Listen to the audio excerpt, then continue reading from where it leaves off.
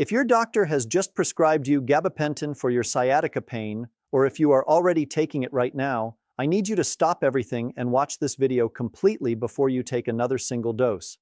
Because gabapentin is one of the most widely prescribed medications for sciatica pain in America right now, and what most seniors are never told before they start taking it, the real side effects, the real risks, the real dependency concerns, and the real alternatives that exist could completely change the decision you make about whether this drug belongs in your body. I am not here to tell you that gabapentin is always wrong. I am here to make sure you have every single piece of information you deserve to have before you make that decision, and right now, most seniors do not. And real quick, before we go any further, if you have a parent, a grandparent, a spouse, or anyone over 65 in your life who is currently taking gabapentin for sciatica or any nerve pain, pause this video right now and send it to them immediately, because what we are about to cover could protect them from serious harm that nobody warned them about. And if you are not subscribed yet, hit that subscribe button right now. Every single week, we bring you honest, research-backed, and genuinely life-changing health information specifically for seniors who deserve to know the full truth about the medications and treatments being offered to them. This community is growing every single week, and I do not want you to miss a single video. Now let us get into this, because what I am about to share could be one of the most important things you hear all year. Let us start with the basics, because before we can have an honest conversation about whether gabapentin is right for your sciatica, you need to understand exactly what this drug is, where it came from, and what it was originally designed to do.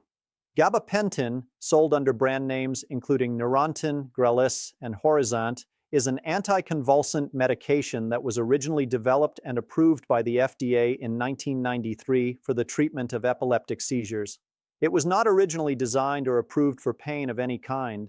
Its use for nerve pain, including sciatica, is what is called an off-label use, meaning doctors prescribe it for a purpose that the FDA has never specifically reviewed or approved it for in that context. This does not necessarily make it wrong. Many off-label uses of medications are well supported by clinical evidence. But it does mean that the scrutiny applied to its use for sciatica specifically is significantly less rigorous than what would be required for a drug specifically developed and approved for that purpose. And it means that when your doctor prescribes it for your sciatica, they are making a clinical judgment call rather than following an FDA-approved treatment protocol specifically validated for that condition. How does gabapentin work? Gabapentin works by binding to specific calcium channels in your nerve cells called alpha-2 delta subunits and reducing the release of excitatory neurotransmitters including glutamate, norepinephrine, and substance P. In simpler terms, it essentially turns down the volume on your nervous system's pain signaling. It does not address the physical compression or inflammation causing your sciatica. It simply makes your brain less able to process and perceive the pain signals your sciatic nerve is sending. This is an important distinction. Gabapentin is a pain signal suppressor, not a healer. It does not reduce inflammation around your sciatic nerve. It does not address the underlying cause of your nerve compression. It simply makes your nervous system quieter, which is why the pain relief it provides disappears completely when you stop taking it, and why the underlying sciatica remains completely unchanged after months of gabapentin treatment.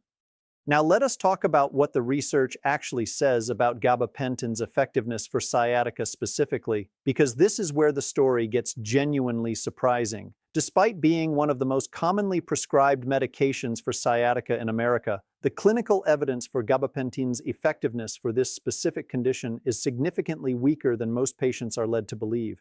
A major systematic review published in the British Medical Journal in 2017, one of the most prestigious medical journals in the world, analyzed the available evidence on gabapentin for sciatica and concluded that gabapentin provided no significant benefit over placebo for leg pain, disability, or quality of life in patients with sciatica. Read that again. No significant benefit over placebo, for the most common reason it is prescribed. This review analyzed multiple randomized controlled trials and found that while gabapentin did produce some reduction in back pain in certain patients, its effect on the characteristic leg pain of sciatica, the burning, shooting, electric pain that runs down the leg, was not meaningfully superior to placebo in the available high-quality evidence.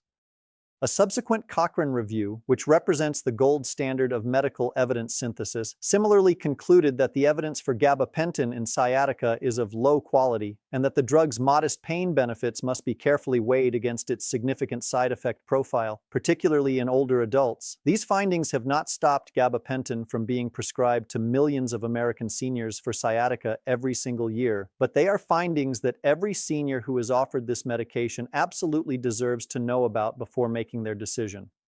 Now let us talk about the side effects, because this is where the conversation becomes most critical for seniors specifically. Gabapentin has a side effect profile that is concerning for the general population, but it is genuinely alarming for adults over 65. And the reason comes down to something called pharmacokinetics, the way your body processes drugs. After the age of 65, your kidneys become significantly less efficient at clearing drugs from your system. Gabapentin is eliminated almost exclusively through kidney filtration, meaning that in seniors with even mildly reduced kidney function, which is extremely common in older adults, gabapentin accumulates in the body at much higher levels than it would in a younger person taking the same dose. This accumulation dramatically amplifies both the sedative effects and the neurological side effects of the drug in senior patients.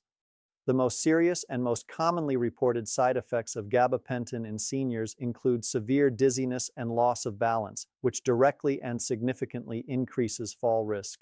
In a population where falls are already the leading cause of injury-related death, this is not a minor concern. A study published in the British Journal of Clinical Pharmacology found that gabapentin use was associated with a 59% increased risk of fall-related injuries in older adults. 59%. Cognitive impairment and confusion, sometimes called gabapentin fog, is another extremely common side effect in seniors, characterized by difficulty thinking clearly, memory problems, difficulty concentrating, and a disconnected, foggy feeling that can be genuinely frightening, and that many seniors and their families mistake for early dementia. Excessive sedation and daytime sleepiness, which further contributes to fall risk, reduces quality of life, and impairs the ability to drive safely.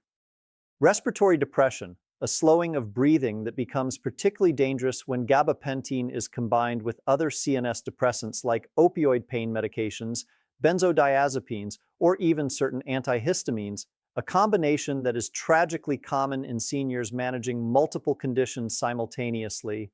Peripheral edema, swelling in the hands, feet, and ankles, which can worsen existing heart and circulation conditions in older patients, and mood changes including depression, anxiety, and in some patients, suicidal ideation, which requires immediate medical attention if experienced.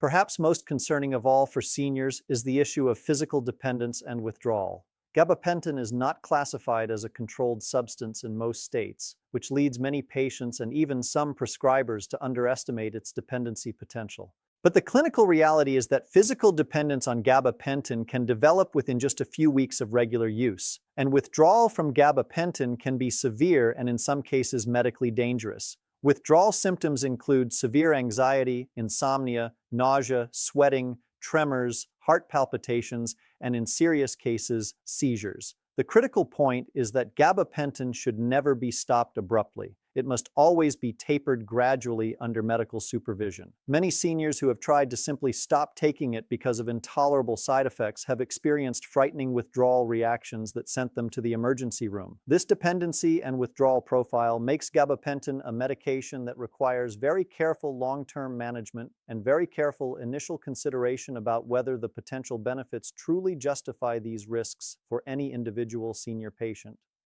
Now, I want to stop right here and share a story with you, because everything we have been discussing becomes so much more real and personal when you see it happening in the life of a real person. Laura is a 68-year-old retired school librarian from Minneapolis, Minnesota. She had been dealing with severe sciatica for about 10 months. The burning, shooting pain running from her lower back down through her left leg had become the defining feature of her daily life. She had tried physical therapy for 4 months with limited improvement. She had tried 2 different over-the-counter anti-inflammatory medications that upset her stomach, and when her primary care physician offered her gabapentin, Lara felt genuine relief, not from the drug yet, but just from the idea that there was another option to try. Her doctor told her the main side effects were dizziness and drowsiness, and that these usually settled down after the first week or two. She filled the prescription that same afternoon and took her first dose that evening. The first 2 weeks were a mixed experience. Her sciatica pain did reduce, not dramatically but meaningfully, enough that she noticed, but the side effects were immediate and significant. The dizziness was severe enough that she held on to walls when she walked to the bathroom at night. She felt profoundly foggy and disconnected, unable to concentrate well enough to read, which for a lifelong librarian was deeply distressing. She fell asleep unexpectedly twice during the day, once while sitting at her kitchen table, and her daughter, who called her every evening, began to notice that her mother seemed confused during their conversations in a way that frightened her. Lara told herself these side effects would pass and kept taking the medication as prescribed. By week 5, the dizziness had improved somewhat, but the cognitive fog had not. Lara was struggling to remember conversations she had just had, losing track of words mid-sentence, and feeling generally disconnected from her own thinking in a way she had never experienced before. She was also gaining weight, and her ankles were visibly swollen by evening. When she raised these concerns with her doctor, she was told that some people do experience these effects and that they might consider adjusting the dose. At this point, Lara decided on her own that she wanted to stop taking gabapentin. She took her last dose on a Thursday, and by Saturday she was in the emergency room, shaking uncontrollably, her heart racing, unable to sleep, experiencing severe anxiety that she described as the most frightening experience of her life. The emergency room physician immediately recognized gabapentin withdrawal and started her on a carefully supervised tapering protocol that took 6 more weeks to complete safely. Lara is now completely off gabapentin and managing her sciatica through a combination of physical therapy, targeted anti-inflammatory nutrition, specific stretching and nerve mobilization exercises, and a topical lidocaine and capsaicin protocol that provides meaningful daily relief without systemic side effects. Her cognitive fog cleared completely within about 3 weeks of finishing her taper. Her balance returned to normal, and she has told her story to every friend and family member she has who is a senior dealing with nerve pain, because she wants them to ask the questions she wishes she had asked before she took that first pill. Questions like, what is the actual evidence for this medication for my specific condition? What are all the side effects, not just the common ones? How long before dependence develops? And what happens if I want to stop? So what should you do if you are currently taking gabapentin for sciatica or if your doctor is recommending it? First, and most importantly, never stop taking gabapentin suddenly on your own. If you are currently taking it and want to discontinue, you must work with your prescribing physician on a gradual, medically supervised taper. The timeline for safe tapering varies depending on your dose and how long you have been taking it, but it is never safe to stop abruptly. Second, have an honest conversation with your doctor about the current evidence for gabapentin for sciatica specifically. Ask them about the 2017 BMJ systematic review. Ask them what the specific goals of your treatment are and how you will know if the medication is actually working. Ask them about monitoring for side effects, particularly cognitive effects and fall risk, at regular intervals. Third, ask your doctor about alternative approaches that have strong clinical evidence for sciatica relief with significantly better safety profiles for seniors. These include targeted physical therapy with a therapist experienced in nerve mobilization techniques, which has strong evidence for sciatica relief and no systemic side effects. Topical pain relief protocols using lidocaine patches, capsaicin cream, and diclofenac gel, which provide meaningful local relief with minimal systemic absorption. Anti-inflammatory nutritional interventions, including the elimination of dietary inflammatory triggers and the addition of evidence-based anti-inflammatory foods and supplements like turmeric, omega-3 fatty acids, and magnesium glycinate. Acupuncture, which has a growing body of evidence for sciatica pain relief in older adults with a very favorable safety profile. And spinal decompression therapy, which addresses the underlying mechanical cause of nerve compression rather than simply suppressing pain signals. Fourth, if you do continue taking gabapentin, make sure your kidney function is monitored regularly through blood tests, particularly if you are over 65, and that your dose is adjusted appropriately for your kidney function. Make sure your home is as fall-safe as possible, remove trip hazards, install grab bars in the bathroom, use a nightlight, and never take gabapentin with alcohol, opioids, or other CNS depressant medications without explicit guidance from your physician. The bottom line is this: Gabapentin may have a role in sciatica management for some patients in some circumstances, but for seniors specifically, the balance of evidence, the side effect profile, the fall risk, the cognitive effects, and the dependency potential make it a medication that deserves much more careful consideration than it typically receives in the rushed environment of a modern medical appointment. You deserve to make this decision with complete information. Lara did not have that information. You do now. Use it. Now, before you go, drop a comment below right now and tell me your age and the city you are watching from. And tell me, are you currently taking gabapentin for sciatica? Or has your doctor recommended it? I want to hear your experience because your story matters to every other senior in this community who is facing the same decision right now. I read every single comment personally, and if this video gave you information that you needed, information that could protect you or someone you love, please share it right now. One share could make a genuinely important difference in someone's health and safety. Hit that subscribe button, turn on the notification bell, and I will see you in the next video. Your health decisions deserve to be fully informed ones, and that is exactly what this channel is here for. This video is intended for educational and informational purposes only and does not constitute medical advice, diagnosis, or treatment of any kind. The information presented reflects publicly available research and clinical literature available as of 2026. The patient story featuring Lara has been included for illustrative purposes only. Never stop taking gabapentin or any prescription medication suddenly or without medical supervision. Abrupt discontinuation can cause serious and potentially life-threatening withdrawal symptoms. Always consult with your prescribing physician, neurologist, or a qualified licensed healthcare professional before making any changes to your medication routine. The creator of this channel is not a licensed medical professional. No statements in this video have been evaluated or approved by the FDA.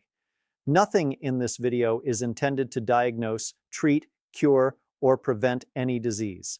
Viewer discretion is always advised.